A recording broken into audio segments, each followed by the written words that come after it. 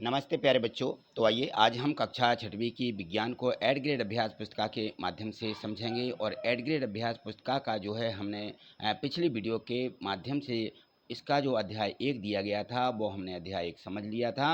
अब हम इसका आज जो अगला अध्याय 2 दिया गया है, अध्याय 2 को हम इसको यहाँ पर देखेंगे और समझेंगे और अपनी एड ग्रेड अभ्यास पुस्तिका में इसको भर लेंगे। तो ये दिया गया है अध्याय 2, वस्तुओं के समूह बनाना।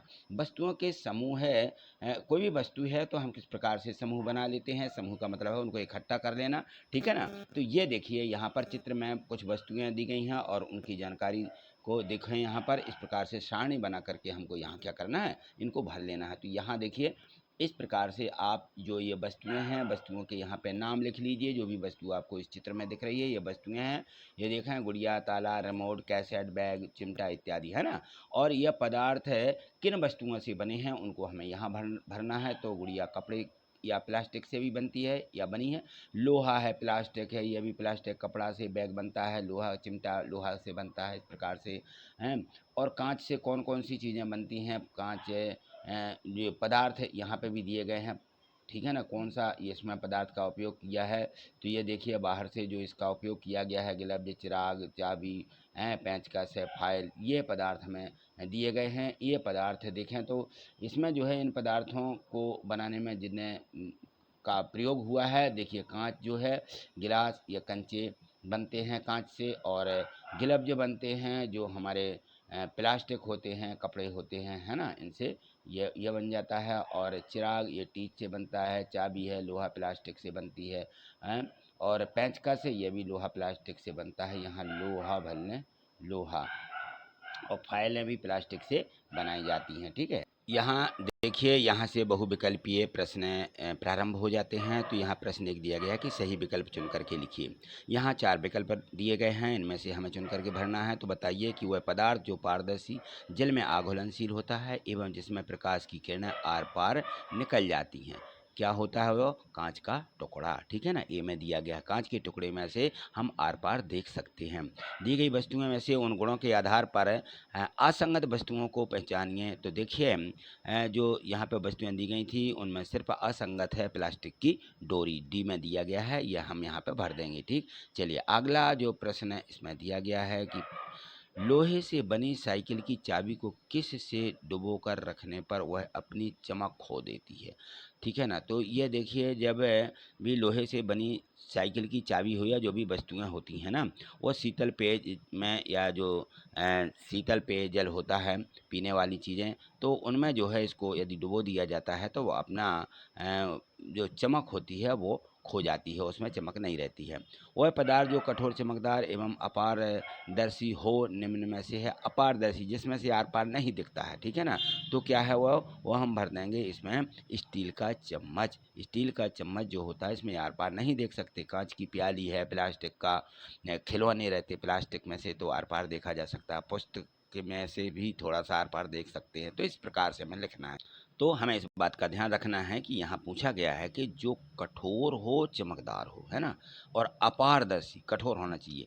तो अब यहाँ हम देखें तो देखिए प्लास्टिक का खिलौना जो रहता है वो क्या रहते हैं, वो मुलायम रहते हैं, है ना, कठोर नहीं रहते। पुस्तक भी मुलायम रहती है। कांच की जो प्याली है वो आप उसमें से आर पार दिखता है, इसलिए नहीं इसको लिखा जाएगा। और लिखा किसको जाएगा? जो अपारदर्शी है यानी कठोर, तो वो स्टील का चम्मच ही है। अगला प्रश्न है, चौथा दिया गया है, 5वां।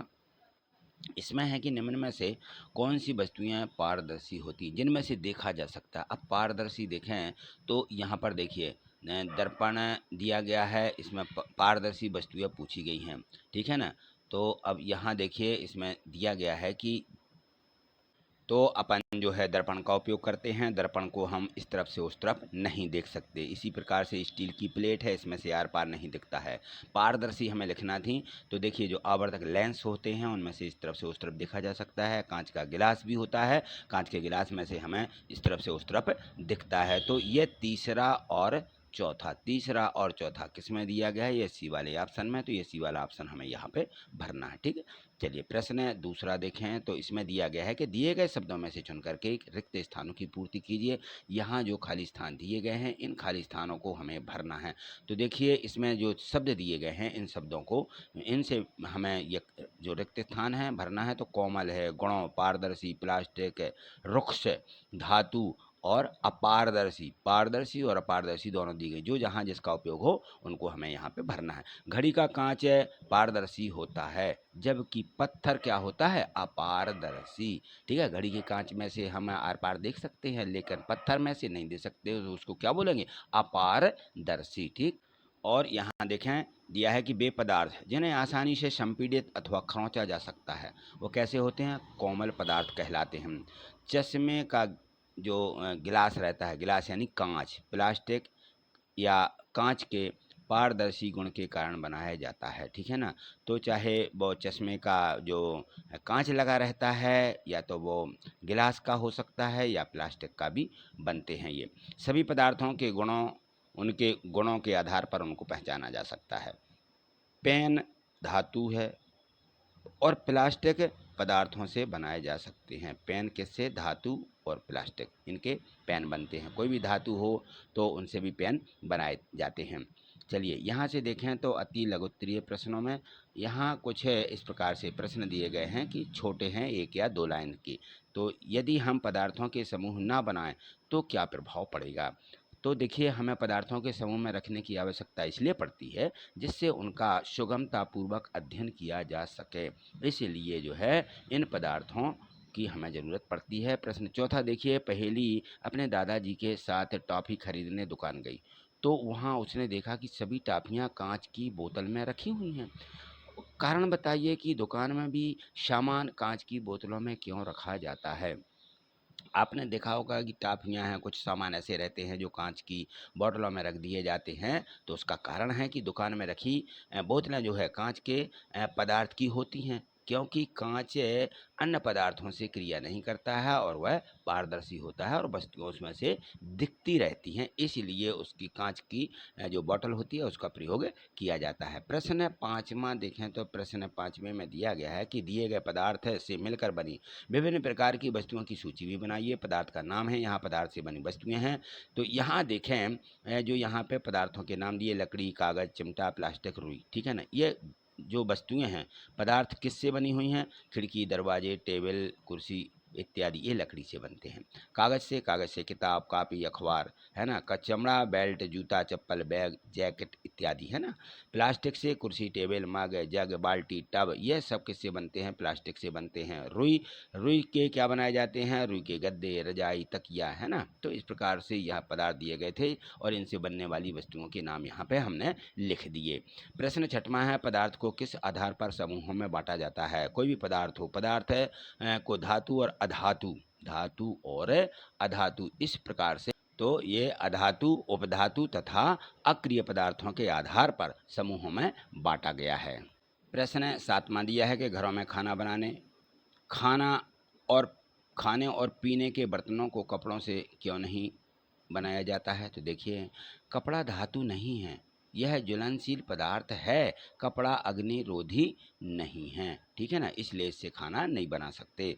प्रश्न आठवां है, लोहा एवं रबर के कठोर या कोमल पदार्थ की पहचान हम किस प्रकार करेंगे? तो लोहा या रबर, ठीक है ना, जो उसके पदार्थ बनते हैं कि वो किस प्रकार से ये कठोर रहेगा या कोमल रहेगा। तो देखिए लोहा हो या रबर, इनकी पहचान हम एक व दूसरे को खरोंच करके, यूँ ही उसको खरोंच करके या उसको हम मार करके खरोंच मारते हैं जैसे ही, और पता लगा सकते हैं कि यह एक वस्तु दूसरी वस्तु को खरोंच मार देती है। तो वस्तु क्या होती है? कठोर होती है तथा दूसरी वस्तु कोमल होती है। यदि हम दोनों वस्तुओं को इस प्रकार से आपस में रगड़ भी दें तब भी हमें पता चल जाएगा। ठीक है, प्रश्न 9वां देखिए, इसमें दिया है कि चमकदार है द्युतिवान पदार्थ जिसे आभूषण एवं बर्तन कुछ समय तक खुला रखने पर अपनी चमक खो देते हैं या क्यों नहीं खोते हैं? चमकदार पदार्थों के नाम लिखिए। तो चमकदार पदार्थ या वस्तुएं वायुमंडल में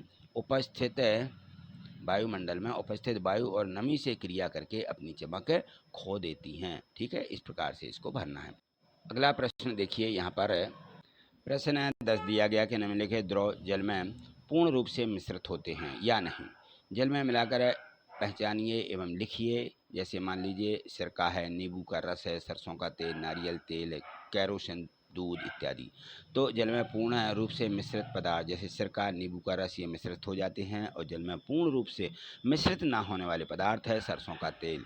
सरसों का तेल हो, नारियल का तेल हो, कैरोसिन हो, ये पानी में पूर्ण रूप से नहीं मिलते हैं, नहीं घुलते हैं। ठीक है। इसका अगला प्रश्न है 11वां दिया गया है कि तालिका में दिए गए पदार्थ में से कौन से पदार्थ जल में विलोड़ित करने पर पूर्णतः लुप्त हो जाते हैं तथा कौन से लुप्त नहीं होते हैं। पदार्थ की पहचान करके लिखिए। तो देखिए यहाँ पदार्थ नमक है, खाने का सोडा, और जल में पूर्णतः लुप्त हो जाता है, लुप्त नहीं होता है। तो देखिए नमक जो है लुप्त हो जाता है, खाने का सोडा भी लुप्त हो जाते हैं। ठीक है। और यहाँ पे देखें आगे चीनी, चीनी देखें तो लुप्त हो जाती है, यदि हम शक्कर डाल देते, चीनी यानी शक्कर। बालू, बालू यानी रेत, लुप्त हो जाते हैं बालू, बालू लुप्त नहीं होती है। ठीक है ना। यहाँ पे अपन लिख देंगे तो चाक का पाउडर लुप्त हो सकता है। लकड़ी का बुरादा लुप्त नहीं होता। तो इस प्रकार से इसको लिखना है। प्रश्न 12वां दिया कि पहेली ने अपनी गुड़िया के लिए कागज का चश्मा बनाया जिसे बूझो देख करके हंसने लगा। बताइए कि बूझो पहेली को चश्मा बनाने के लिए क्या सलाह देगा। तो देखिए चश्मा कांच प्लास्टिक का बनाया जाता है जिससे आर पार आसानी से देखा जा सके। कांच या प्लास्टिक क्या होता है, पारदर्शी पदार्थ होते हैं, इसलिए उसने कागज का चश्मा बनाया। कागज से आर पार नहीं देखा जा सकता, ये सलाह देगा वो। ठीक है ना, कि इससे आर पार नहीं दिखता है। चलिए प्रश्न क्रमांक 3 दिया गया है कि पारदर्शी और अपारदर्शी ये तथा पारभासी को उदाहरण सहित बताइए। तो सबसे पहले देखें पारदर्शी वस्तुएं, पारदर्शी वे पदार्थ है, बे दा बना लीजिए, यहाँ पे था है पदार्थ। ठीक है। पदार्थ जिनमें से सूर्य का प्रकाश है आर पार चला जाता है, कांच है, जल है, वायु इत्यादि, ये पारदर्शी वस्तुएं हैं। अपारदर्शी वस्तुएं वे पदार्थ है जिनमें से सूर्य का प्रकाश है आर पार, यहाँ आर और पार, आर पार यहाँ लिख रहे हैं, आर पार नहीं जा पाता, नहीं जा पाता है। वे वस्तुएं या वे पदार्थ है पारदर्शी पदार्थ कहलाते हैं, जैसे लोहा है ना। पारभासी, पारभासी वे पदार्थ जिनमें से होकर सूर्य का प्रकाश आंशिक रूप से आर पार जा सकता है, आंशिक रूप से आर पार जा सकता है। वो पदार्थ, वे पदार्थ क्या कहलाते हैं, पारभासी पदार्थ कहलाते हैं। जैसे तेल लगा हुआ कागज है, क्राउन है, ठीक है ना, कुछ कांच, इस प्रकार से हम इनको यहाँ पे लिखेंगे। यहाँ देखिए प्रश्न 14 तालिका में दी गई वस्तुओं का उनको जल में डुबाकर डालकर बताइए कि कौन सी वस्तु जो है जल में तैरती रहती है और कौन सी वस्तु जल में डूब जाती है। तो देखिए यहाँ वस्तुओं के नाम दिया है। लकड़ी है, लकड़ी जल में क्या होती है, तैरती है। ठीक है ना, क्योंकि सूखी रहती है। तांबे का तार जल में डूब जाता है, जल में डूब जाएगा, ये आपको यहाँ से बता देना, आपको मालूम भी है। चाक के टुकड़े हैं जल में डूब जाते हैं। प्लास्टिक की जो गेंद रहती है वो जल में तैरती रहती है। नारियल का तेल ये भी तैरता रहता है। कंचे ये डूब जाते हैं। कागज़ ये जल में तैरता रहता है ना, ये आपको मालूम है। तो इस प्रकार से लिख देंगे। स्पंजें होती हैं जल में डूब जाती हैं। कांच का टुकड़ा डूब जाएगा। ठीक है। सिक्का है कांच का, जल में ये भी डूब जाता है। तो आपको इसको लिखना है। चलिए अगला प्रश्न 15वां दिया गया था, इसमें है कि दी गई तालिका में जो पदार्थ हैं उनके गुणों के आधार पर अपने आसपास पाए जाने वाले दो दो वस्तुओं के नाम लिखिए। तो यहाँ देखिए ये जो पदार्थ है दिए गए, इनके गुणों के आधार पर हमें अलग अलग इनको लिखना है। जैसे ये है तो पत्थर है, और ये लकड़ी, ये पदार्थ है ना। अब ये बताना रबर कैसी होती है, पत्थर कैसा रहता है, ये क्या रहता है, पत्थर और लकड़ी। तो इसमें ये दोनों कठोर रूप में आ जाएंगे कि पत्थर और लकड़ी। कोमल होती है, रबर है, स्पंज है। पारदर्शी वस्तुएं जिनमें आर पार दिखाया जा सकता है, जल में इस तरफ से उस तरफ भी देखते हैं, है ना। और वायु होती है, इसमें हम इस तरफ से उस तरफ देखते हैं। अपारदर्शी टेबल है, कुर्सी है। चमकीली वस्तुएं हीरा और नग जो रहते हैं वो इनमें से ये चमकते रहते हैं। विलेय पदार्थ जो घुल जाते हैं, नमक है, चीनी है ना। और आबिले जो घुलते नहीं हैं, कांच है, लोहा है। हल्का या जो बिल्कुल वजन में कम होते हैं, रुई है ना, कागज़, ये वजन में थोड़े कम होते हैं। भारी जैसे ईंट हैं, रेत है, ये बहुत वजनदार होते हैं। और यहाँ पे दिया था पारभासी, तो इसमें देखिए कपड़ा है, तेल है, ये पारभासी होते हैं, यानी इनमें से बहुत हल्का सा देखा जा सकता है। ठीक है। चलिए अगले प्रश्न को तो ये यहाँ से प्रोजेक्ट कार्य प्रारंभ हो जाते हैं और यहाँ हमें ये प्रोजेक्ट कार्य लिखना है और इनको समझना है, क्योंकि वार्षिक परीक्षा में ये जो प्रोजेक्ट कार्य हैं ये 20 नंबर के पूछे जाते हैं। तो इस प्रकार से कोई भी प्रोजेक्ट कार्य इनमें से पूछा जा सकता है, इसलिए इनको अच्छे से एक बार ज़रूर देख लें। अपने आसपास के परिवेश का अवलोकन करते हुए ये तालिका को पूर्ण करिए। तो खाद्य वस्तुएँ दी गई हैं, यानी खाने वाली, अखाद्य वस्तुएँ जिनको खाया नहीं जाता है, धुत्वहीन वस्तुएँ, और यहाँ धुत्तीवान वस्तुएँ, जो धुत्तीहीन हैं जिन जो और जो यहाँ पे धुत्तीवान वस्तुएँ हैं, इनको अलग अलग यहाँ पे लिखना है। तो देखिए यहाँ पे खाद्य वस्तुएँ जो हम खा सकते हैं, तो खाने वाली वस्तुओं में ये आ जाएगा हमारा अनाज है, दाल है, दलहन है ना, तेल, साग सब्जियाँ, दूध, ये द बना हुआ है यहाँ पे लिख लीजिए, ये दूध है। तो यहाँ पे ये दूध, मांस, मछली, अंडा, है ना, ये हमारे खाद्य पदार्थ हैं।